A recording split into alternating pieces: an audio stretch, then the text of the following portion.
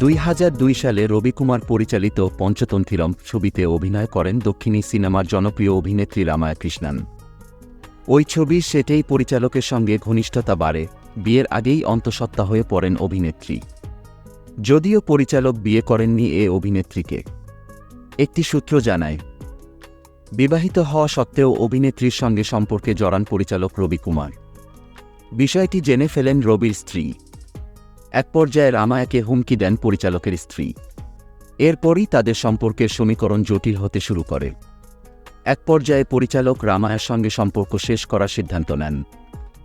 যদিও তখন নাকি নির্মাতার সন্তানের মা হতে চলেছিলেন অভিনেত্রী। গর্ভপাত করানোর জন্য রবিকুমারের কাছ থেকে ৭৫ লাখ টাকা দাবিও করেন তিনি। কারণ সম্পর্ক বাঁচানোর জন্য রামায়া কিংবা রবিকুমার ওই মুহূর্তে সন্তানের জন্য প্রস্তুত ছিলেন না। যদিও পরে প্রেম, সন্তানধারণ এবং গর্ভপাত নিয়ে দুজনকে প্রশ্ন করা হলে তারা সেটি অস্বীকার করেন। দক্ষিণী ফিল্ম ইন্ডাস্ট্রির জনপ্রিয় এ অভিনেত্রী 4 দশকের ক্যারিয়ারে ২৬০টিরও বেশি সিনেমায় অভিনয় করেছেন তিনি। কাজ করেছেন বাঘা বাঘা জনপ্রিয় অভিনেতাদের সঙ্গে অমিতাভ বচ্চন, মিঠুন চক্রবর্তী এবং গোবিন্দর মতো তারকা, যার শুরুটা ৯০ দশকে।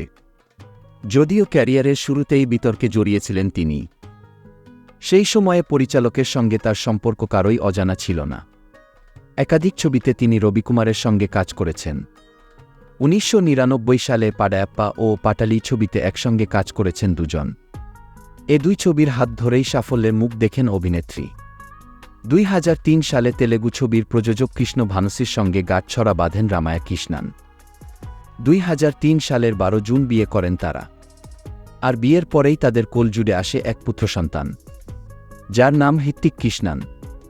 বর্তমানে কৃষ্ণ ভানুসির সঙ্গেই সুখের সংসার এ অভিনেত্রীর। ৫৪তে এসেও এখনও নিজের সৌন্দর্য ও তারুণ্য ধরে রেখেছেন রামায়া। নিজের অভিনয়ের গুণে ভক্তদের হৃদয়ে ও জায়গা করে নিয়েছেন এ অভিনেত্রী। বিশেষ করে বাহুবলী সিনেমায় রামায়ার চরিত্র আলাদা করে নজর কেড়েছে দর্শক মহলে। অনেকেই তাকে বাহুবলীর মা হিসেবেও চিনেছেন। উল্লেখ্য, তেলুগু, তামিল, কন্নড়, মালায়ালাম ও হিন্দি এই ৫ ভাষার ছবিতে কাজ করেছেন রামায়া কৃষ্ণন।